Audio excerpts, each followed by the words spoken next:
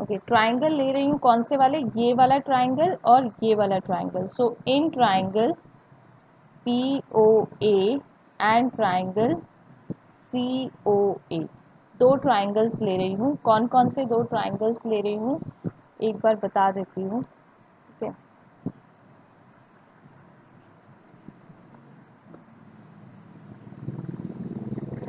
Triangles ले रही हूँ, ये वाला ट्राइंगल, ठीक है, पी ओ ए, ये वाला ट्राइंगल अब दिख रहा है, हाँ। और दूसरा वाला ट्राइंगल ये जो इसी के साइड में बन रहा है, ये दोनों ट्राइंगल्स लिए हैं, ठीक है। Your voice is not clear ma'am.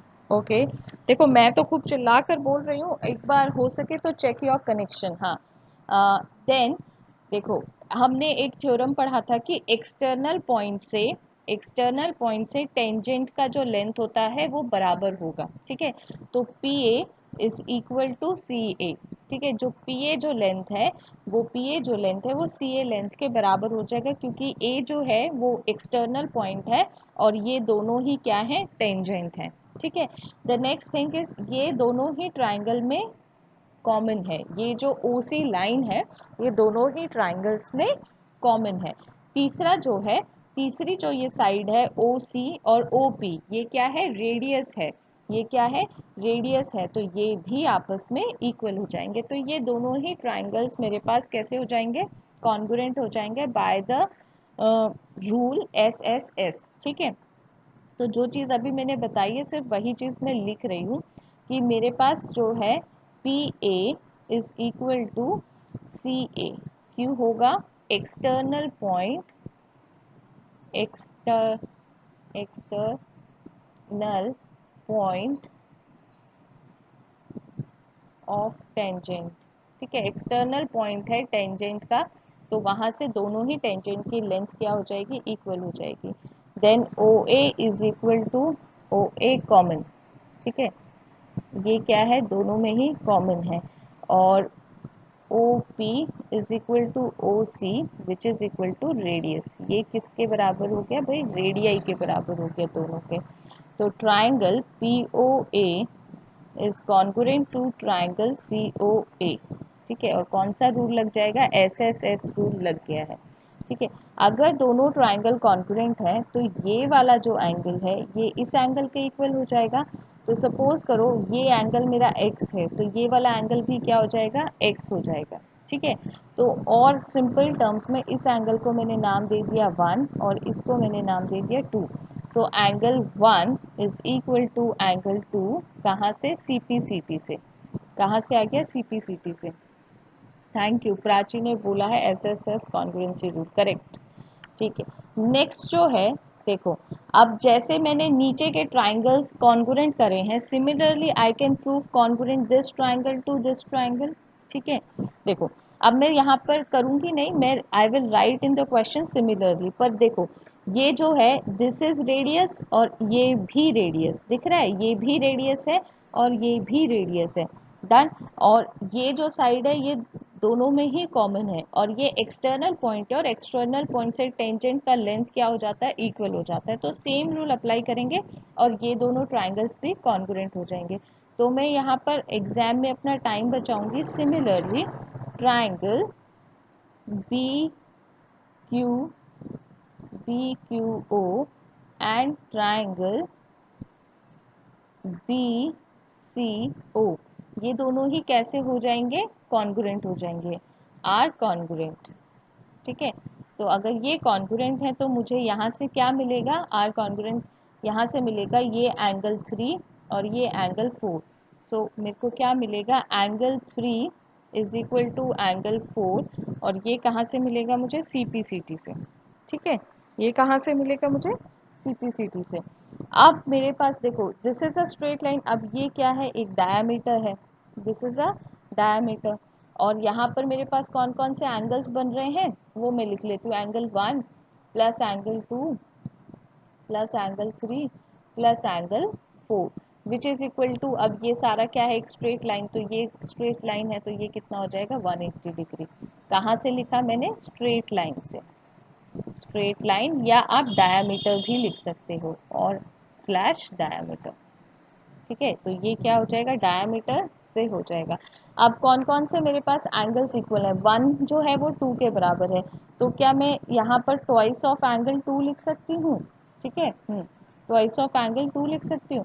और यहाँ पर angle 3 is equal to angle 4 है, तो इसको क्या लिखा जा सकता है, ट्वाइस ऑफ एंगल 4 लिखा जा सकता है, विच इज इक्वल टू 180। यहाँ से और यहाँ से 2 कॉमन ले लिया, so angle 2 plus angle 4 which is equal to 180, so angle 2 plus angle 4 is equal to 90 degree. ये जो 2 है इसके डिवाइड कर दिया 180 से, तो कितना आ गया मेरे पास 90। और एंगल 2 एंड एंगल 4 देखो ये वाला एंगल है, ठीक है, एंगल 2 ये वाला है और एंगल 4 ये वाला है, तो ये क्या हो गया मेरा 90 डिग्री का हो गया, और यही मुझे प्रूफ करना था। क्वेश्चन अगर समझ में आ गया तो यस लिखो, otherwise I will explain it one more time. ठीक है, हाँ, अगर क्वेश्चन समझ आ गया तो कमेंट बॉक्स में यस लिख दो, नहीं आया है तो मैं फिर से समझा दूंगी।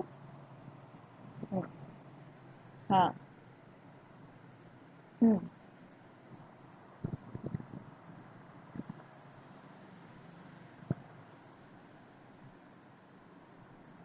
ओके, सो शायद मेरा कमेंट बॉक्स काम नहीं कर रहा है, एक बार बोल के बता दो कि क्वेश्चन समझ आ गया कि नहीं आ गया।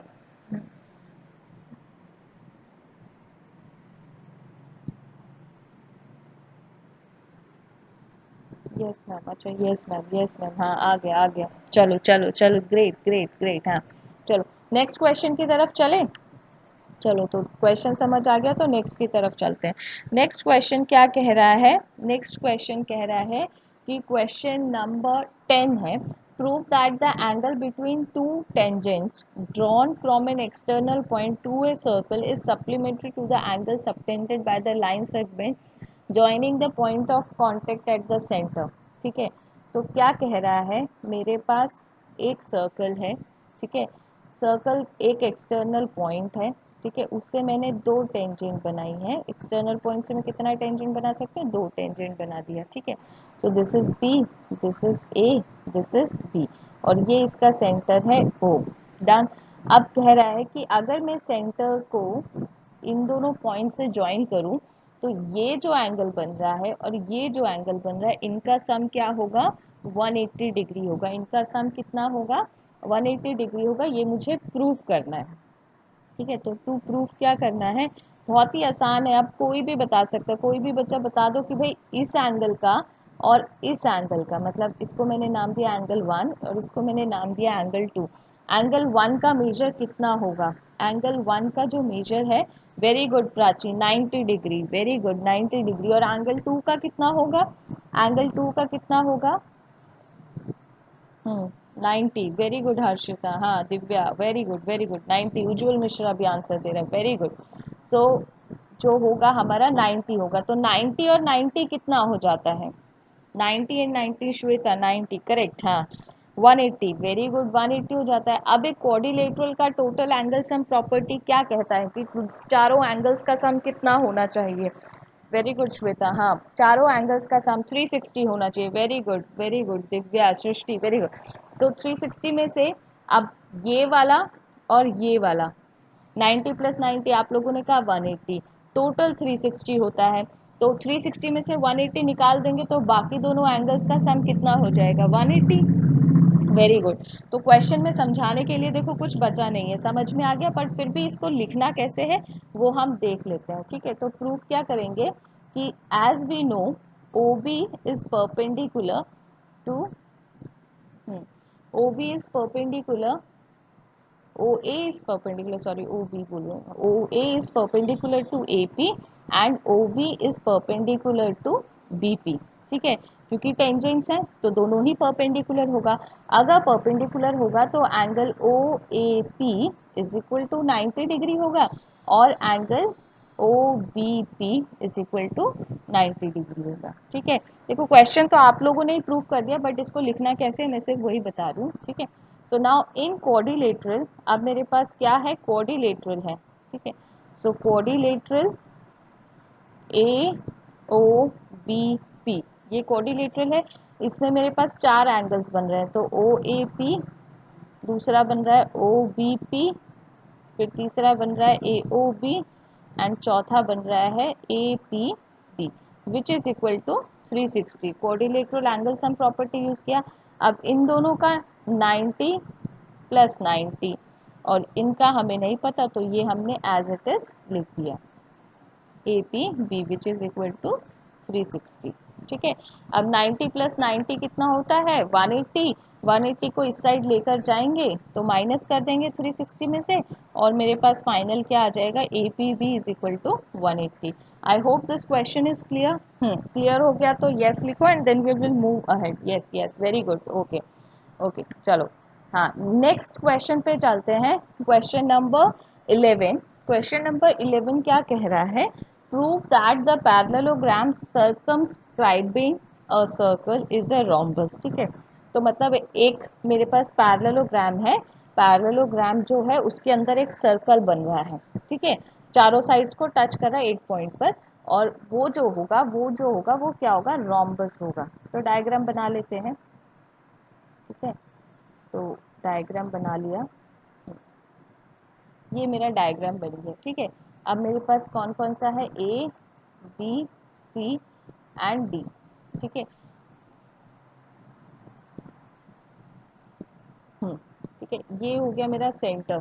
ठीक है, अब मैंने क्या किया है, अब मेरे को क्या क्या गिवन है, देखो सबसे पहले चीज तो गिवन है पैरेललोग्राम। पैरेललोग्राम का मतलब क्या हो जाएगा, A B is equal to D C and A D is equal to B C. ठीक है, ये अपोजिट साइड्स जो हैं वो इक्वल भी होंगी और पैरेलल भी होंगी। ठीक है, अब रोम्बस में क्या होता है, टू प्रूफ क्या करना है मुझे, टू प्रूफ करना है कि A B is equal to B C which is equal to D C which is equal to A D. चारों साइड्स को आपस में इक्वल करना है, तो दो तो पहले से इक्वल है, कोई भी इनमें से कोई भी एक पेयर को कर दूंगी तो ये मेरे पास प्रूफ हो जाएगा। ठीक है, सो अब प्रूफ कर लेते हैं। प्रूफ करने के लिए क्या करना पड़ेगा, सबको ज्वाइन करना पड़ेगा। किस किस को ज्वाइन, तो कंस्ट्रक्शन यहाँ पर लिख लेते हैं। कंस्ट्रक्शन में मैंने क्या किया है, ज्वाइन किया है AC को, ज्वाइन AC एंड BD। ठीक है, तो ये मैंने ज्वाइन कर लिया AC एंड BD को। ठीक है, अब इसका प्रूफ कर लेते हैं। ठीक है, अब यहाँ पर जो पॉइंट टच कर रहा है इस पॉइंट को मैंने नाम दे दिया P। ठीक है, और यहाँ पर जो पॉइंट टच कर रहा है उस पॉइंट को मैंने नाम दे दिया S। ठीक, हम्म, ठीक है, सो इसको मैंने क्या नाम दे दिया, एस नाम दे दिया। डन। आप ध्यान से देखेंगे इसके बाद, देखो अब कुछ चीज़ें जो आपको ऑलरेडी पता है कि OP is perpendicular to AB, क्योंकि OP AB क्या है, एक टेंजेंट है, तो जिस पॉइंट पे टच कर रहा है वो P है, तो यहाँ पर कितने का एंगल बनाएगा, 90 डिग्री का एंगल बनाएगा। दूसरा क्या है, OS, this is the centre O। ठीक है, OS is perpendicular to AD, same ये टेंजेंट है और एस से टच कर रहा है और सेंटर से एंगल कितना बनाएगा, 90 डिग्री का एंगल बनाएगा। तो बस अब मैंने यहाँ पर क्या लिखना है, एंगल ए ओ पी जो है मेरा एंगल। ठीक है, यहाँ पर जो मेरे पास एंगल बन रहा है ए पी ओ। ठीक है, बी वाला एंगल ले लेते हैं, B P O is equal to 90 degree. ये वाला जो एंगल है ये 90 डिग्री का है, और ऊपर में ये वाला एंगल जो है 90 डिग्री का है, तो D S O is equal to 90 degree. ठीक है, इतना क्लियर है। अब देखो, अब ट्राइंगल्स ले रही हूँ, इन ट्राइंगल मेरे पास दो ट्राइंगल्स में ले रही हूँ, O P B and my triangle O S D. ठीक है, अब ये वाला ट्राइंगल, ये वाला ट्राइंगल, ये दिख रहा है सबको, और ऊपर वाला ट्राइंगल। ठीक है, ऊपर वाला ट्राइंगल, दोनों ट्राइंगल्स, दो ट्राइंगल्स लिए हैं मैंने। अब दो ट्राइंगल्स में ओ, मैं क्या कह रही हूँ, O B is equal to O D. मैंने कहा ओ बी जो लाइन है वो किसके बराबर है, ओ डी के बराबर है। क्यों है, क्योंकि पैरेललोग्राम के जो डायगनल्स हैं वो एक दूसरे को बाइसेक्ट करते हैं। क्या करते हैं, बाइसेक्ट करते हैं। तो मेरे को पैरेललोग्राम तो गिवन था, तो diagonals of a parallelogram bisect each other at the mid point. ठीक है, तो parallelograms diagonal bisect each other, reason तो लिखना पड़ेगा ना, तो रीजन लिख दिया बाइसेक्ट ईच अदर। डन, इतना क्लियर है। अब नेक्स्ट चीज जो मैं बोल रही हूँ, नेक्स्ट जो है that is what is O S and O P. कह रही हूँ कि O P is equal to O S. क्यों भाई? क्योंकि दोनों ही क्या है, रेडियस है, दोनों ही क्या है, रेडियस है या रेडियाई है। ठीक है, प्लूरल में हो जाएंगे क्योंकि दो रेडियस की बात करें तो क्या हो जाएंगे मेरे पास, प्लूरल रेडियाई। ठीक है, तो ये दोनों भी आपस में इक्वल हो जाएंगे। ठीक है, अब ये जो एंगल है ये और ये 90 डिग्री का है। ठीक है, हमने यहाँ पर ऊपर लिखा हुआ है। ठीक है, तो इसको नाम दे देते हैं 1। सो मेरे पास angle B P O is equal to angle D S O each 90। ठीक है, ईच 90। तो मेरे पास दोनों ही ट्राइंगल्स जो हैं, angle O P B is congruent to my triangle O S D. ठीक है, by which rule, R H S rule. ठीक है, कौन से रूल से किया मैंने, R H S, 190 degree hypotenuse and one side. ठीक है, तो मैंने ये दोनों ट्राइंगल्स को क्या कर दिया, कॉन्ग्रुएंट प्रूव कर दिया। तो अब कॉन्ग्रुएंट प्रूव कर दिया तो मुझे मिलेगा क्या? ठीक है, तो यहाँ पे लिख देती हूँ क्या मिलेगा उसके बाद। अब देखो, ये वाला जो साइड है ये किसके बराबर हो जाएगा, इस वाले साइड के बराबर हो जाएगा। तो मेरे को क्या मिलेगा, B P is equal to D S, और ये क्या हो गया, सी पी सी टी। ये कहाँ से मिला मुझे, सी पी सी टी से मिला। ठीक है, क्लियर है इतना? अब आगे बढ़ते हैं। ठीक है, नेक्स्ट जो मैं क्या कह रही हूँ, नेक्स्ट यहाँ पर मैंने ए एस और ए पी एक्सटर्नल पॉइंट है मेरा, टेंजेंट। देखो, ए से मैंने टेंजेंट ड्रॉ करी है दो, ए एस और ए पी। अब A S is equal to A P, A S is equal to A P क्यों है मेरा, क्यों है ऐसा मेरा इक्वल क्यों है, क्योंकि एक्सटर्नल पॉइंट है, external point A and two tangents of equal length, two tangents of equal length होता है ना भाई, एक्सटर्नल पॉइंट से टेंजेंट्स का इक्वल लेंथ होता है, तो A P is equal to A S हो जाएगा। अब मेरे पास जो बी पी था, बी पी में मैं ए पी ऐड कर देती हूँ और डी एस में भी मैं ए पी ऐड कर देती हूँ, तो दोनों साइड एक ही चीज़ ऐड करने से तो कोई प्रॉब्लम नहीं है। और बी पी और ए पी मिलकर क्या हो जाएगा, ए बी। और ए पी की जगह पे ए एस भी लिख सकती हूँ, तो D S plus A S which is equal to A D, which is equal to A D. तो ए बी जो था, ए बी जो था वो डी सी के इक्वल तो था, और ए डी, अब A B is equal to D C which is equal to A D which is equal to B C. तो ये चारों ही साइड आपस में इक्वल हो गई हैं, चारों ही साइड आपस में इक्वल हो गई हैं। ठीक है, ओके। तो कोई और रिक्वेस्ट करने लग गया।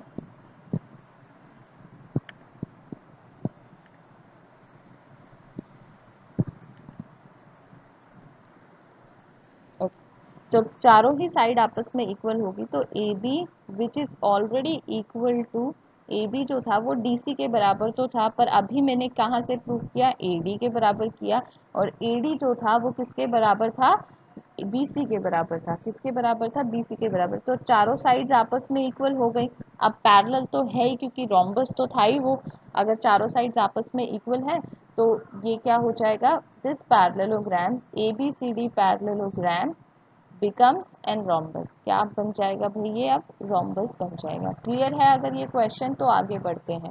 क्वेश्चन प्रूफ हो गया, क्लियर है, तो आगे बढ़ते हैं। हाँ, just write in the comment box then we will move ahead. हाँ, हम्म हम्म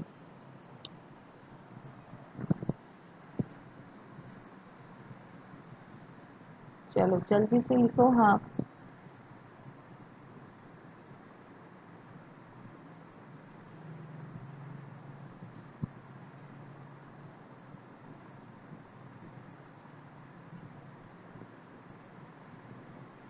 हाँ, यस यस यस, ठीक है।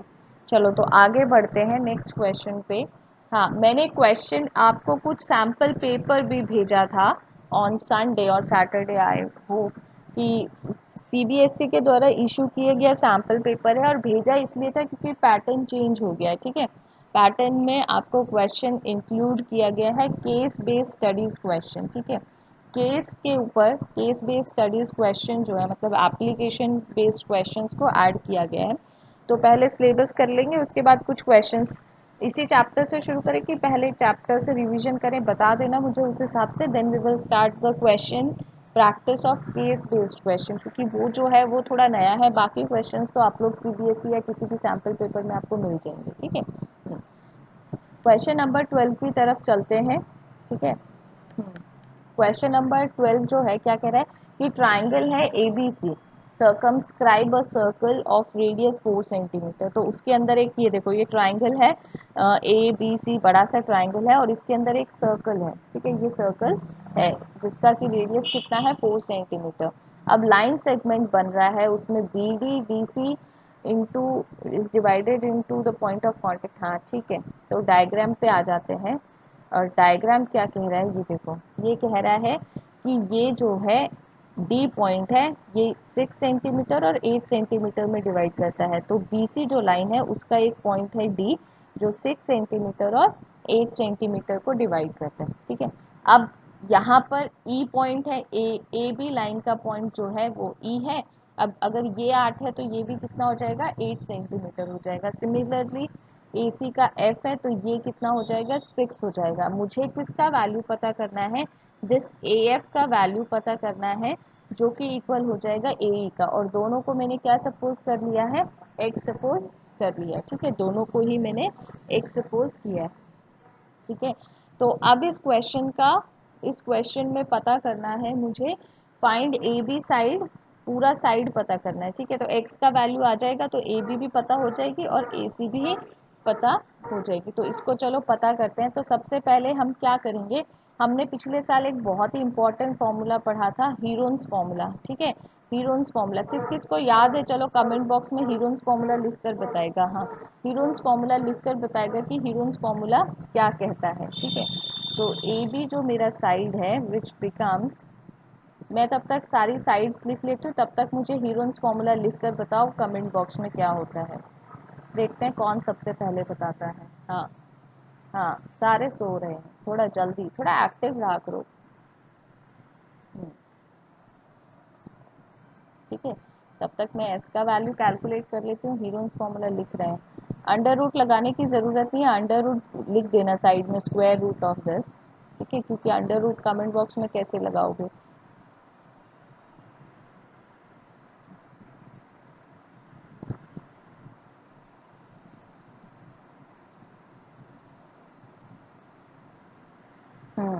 आई get an answer, very good. So Prachi active है, S, S minus A, S minus B, S minus C under root होता है, ठीक है। तो एरिया ऑफ ट्राइंगल पता कर रही हूँ, कुछ भी नहीं कर रही हूँ। Area of my triangle A B C, जो बड़ा सा मेरा एक ट्राइंगल है जिसके अंदर ये सर्कल है, उसका एरिया पता कर रही हूँ। और कौन सा फॉर्मूला लगा रही हूँ, हीरोन्स फॉर्मूला लगा रही हूँ। हीरोन्स फॉर्मूला क्या कहता है, एस, एस माइनस ए मतलब first side, second side and third side, ठीक है, और इसका अंडर रूट। डन। अब s का वैल्यू मैंने यहाँ पर कैलकुलेट किया है। s कैसे कैलकुलेट करते हैं, सभी साइड्स को प्लस कर लेते हैं और फिर उसके बाद डिवाइड बाय 2 कर देते हैं, सेमी पेरीमीटर कैलकुलेट कर लेते हैं, ठीक है। तो s का वैल्यू डाला x प्लस 14, ठीक है, फिर x प्लस 14 s का वैल्यू, और a को ये मान लेते हैं, तो ये क्या हो जाएगा, माइनस का x और माइनस का 8, ठीक है। The next one is s का वैल्यू x प्लस 14 और b का वैल्यू माइनस एंड माइनस 6, ठीक है, ये हो गया। अब तीसरा x plus 14 minus 14, minus 14, very good. हाँ, दिव्या ने भी आंसर दिया है, वेरी गुड। चलो, तो यहाँ से एक्स एक्स कैंसिल हो गया, एक्स एक्स कैंसिल हो गया और ये 14 एंड 14 कैंसिल हो गया, ठीक है। तो अब मेरे पास क्या बचा है ब्रैकेट में, x प्लस 14, ये है 14 माइनस 8, 14 माइनस 8 कितना होता है, 6, 14 माइनस 6 कितना होता है, 8, और यहाँ कितना बचेगा, x। So this is what I left with, जिसको और सिंप्लीफाई कर लूँगी तो 48x ब्रैकेट में x प्लस 40, ठीक है। अब ये मेरा सेमी पेरीमीटर, मैंने हीरोन्स फॉर्मूला लगाया ट्राइंगल का एरिया पता करने के लिए, और मेरे पास ये चीज़ निकल कर आई, ठीक है। 48 under root of 48x bracket में x प्लस 40, ठीक है। अब देखो, अब क्या करेंगे, अब इसमें मैं अपना बेसिक फॉर्मूला भी लगा सकती हूँ, देखो है ना, बेसिक फॉर्मूला मतलब मेरे पास ये ट्राइंगल है, ठीक है, ये ट्राइंगल है ये वाला, ठीक है। तो बड़े ट्राइंगल के अंदर ऐसे मेरे पास तीन ट्राइंगल बन रहे हैं, ठीक है। बड़े ट्राइंगल के अंदर ऐसे मेरे पास तीन ट्राइंगल्स बन रहे हैं, कौन कौन से, area of triangle A B C is equal to area of triangle A C O plus area of triangle A B O plus area of triangle B C O, ठीक है। तो ये बन रहा है एक ट्राइंगल, ठीक है, और एक ट्राइंगल ये बन रहा है, ठीक है। तो ऐसे मेरे पास ट्राइंगल्स बन रहे हैं। अब इनका half into base into height के फॉर्मूला से एरिया फाइंड करेंगे, ठीक है। सो सबसे पहले ये वाला, सो दिस इज माय बेस, अब ये मेरे पास बेस है और ये हाइट है क्योंकि परपेंडिकुलर डिस्टेंस है, और ये और क्या है, रेडियस ऑफ द सर्कल, और रेडियस कितना दिया हुआ था मुझे, 4 दिया हुआ था, ठीक है। तो मैंने किया half which is perpendicular distance 4, ठीक है, और बेस कितना है x एंड 6, बेस कितना है x एंड 6, और इसको लगा दिया ब्रैकेट, ठीक है। सिमिलरली ए बी ओ पे करूंगी तो half into 4 into x plus 8, done. ऐसे इस पे करूंगी तो half into 4 into 8 plus 6 is 8 plus 6 is 14, ठीक है। अब इसको सॉल्व कर लो, ये हो जाएगा 2, ये हो जाएगा 2, और कट गया 2, ठीक है। तो ये वाला स्टेप समझ में आया सबको, अगर समझ में आया तो यस लिख दो in the comment box, so we will move ahead, हाँ ठीक है। चलो, सो ब्रैकेट को खोल रही हूँ, 2 इंटू एक्स प्लस 6, बहुत ही स्लो प्रोसेस में जा रही हूँ, 2 एक्स प्लस 8 प्लस 2 इंटू 40, ठीक है, यस यस, ओके। दिव्या को समझ नहीं आया, हाँ दिव्या देखो क्या किया है हमने, हमारे पास एक बड़ा ट्राइंगल था, ठीक है, डायग्राम में यहाँ पर ड्रॉ कर रही हूँ, एक बार देख लो, ठीक है, फिर से समझाने के लिए ड्रॉ कर रही हूँ, और ये मेरा सेंटर था, आई जॉइन दिस। अब बड़े वाला जो ट्राइंगल है उसका एरिया क्या हो जाएगा, उसके अंदर तीन छोटे छोटे ट्राइंगल बन रहे, पहला ट्राइंगल, दूसरा ट्राइंगल और तीसरा ट्राइंगल, ठीक है, तीसरा ट्राइंगल। अब इन तीनों ट्राइंगल्स के एरिया को मैंने ऐड कर देना है तो मेरा बड़ा वाला ट्राइंगल का आ जाएगा। अब यहाँ पर मैंने क्या किया, एक परपेंडिकुलर डिस्टेंस खींचा, ठीक है, ये परपेंडिकुलर डिस्टेंस मुझे 4 दे रखा है, और ये मेरा बेस है, ठीक है। तो ये कितना था x, और ये कितना था 6, तो मेरे पास बेस कितना हो जाएगा 6 प्लस एक्स, और परपेंडिकुलर डिस्टेंस 4, और एरिया क्या होता है, base into perpendicular distance into half, तो ये कट गया 2, और यहीं पे लिखा है 2 प्लस एक्स। ऐसे ही मैंने बाकी सब ट्राइंगल्स पे भी अप्लाई किया है, ठीक है। अब इसको सॉल्व करते हैं, सॉल्व करने के बाद होगा 2x प्लस कितना हो जाएगा, ये 12 प्लस 2x 16, एंड ये हो जाएगा 28, डन। ये कितना हो जाएगा 28। अब एडिशन करके बता दो मुझे जल्दी से कितना हुआ, बताओ कितना हुआ, जल्दी से बता दो। हाँ, तो ये हो जाएगा 4x, एंड ये हो जाएगा मेरे पास 56, कितना हो जाएगा 56, ठीक है। तो इसमें से मैं कॉमन ले लूँगी, 4 कॉमन ले लिया, सो x प्लस कितना बचेगा मेरे पास 1 4 14, ठीक है, ये बचेगा मेरे पास। अब मैंने पहले भी एक ट्राइंगल का एरिया फाइंड किया था, इसी ट्राइंगल का एरिया फाइंड किया था ह्यूमन्स फार्मूला से, अब मैंने half into base into height के फॉर्मूला से ये जो है मैंने फाइंड किया है, ठीक है। तो अब मैं इन दोनों को इक्वल कर रही हूँ क्योंकि दोनों ही मेरे पास एरिया ऑफ ट्राइंगल है, ए बी सी का ही एरिया है, ठीक है। तो under root 48x x plus 14, ये पहला मैंने फाइंड किया था, और मैंने दूसरा जो फाइंड किया है वो 4 प्लस दिस वन, डन। अब मैं क्या कर रही हूँ, स्क्वायरिंग बोथ साइड, क्योंकि अंडर रूट हटाना है तो मैंने नेक्स्ट स्टेप क्या किया है, स्क्वायरिंग बोथ साइड्स, ठीक है, स्क्वायरिंग बोथ साइड्स। अब सिंपल मैथ्स आ गया, कैलकुलेशंस है, स्क्वायरिंग बोथ साइड्स, ठीक है। तो स्क्वायरिंग बोथ साइड्स करेंगे तो यहाँ पर कितना हो जाएगा 48x एक्स प्लस 14, यहाँ से तो अंडर रूट हट गया, यहाँ पर कितना हो जाएगा 4 का स्क्वायर, 4 का स्क्वायर का मतलब 16, और x प्लस 14 का स्क्वायर। अब ये काट दो 16 एंड 3 ज़ा, ठीक है। तो ये हो जाएगा मेरे पास 3x x plus 14 which is equal to x plus 14 का स्क्वायर जो होता है X square plus 196 plus 14 two ज़ा 28x, ठीक है। ये इतना होता है। देन नेक्स्ट थोड़ा सा x का कैलकुलेशंस करना है, जल्दी से कैलकुलेशन करके बताओ मुझे अब x का क्या वैल्यू आएगा, ठीक है।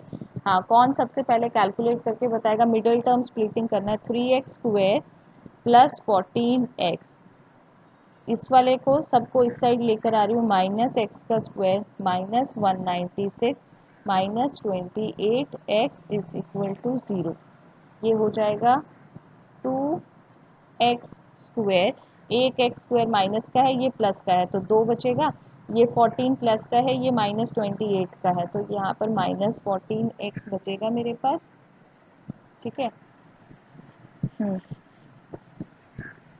हाँ, और ये कितने का बचेगा? माइनस 196 बचेगा मेरे पास, ठीक है। ओके, यहाँ पर ये 3 से मल्टीप्लाई होगा तो ये 42 होगा, प्लस का 14 बचेगा। हाँ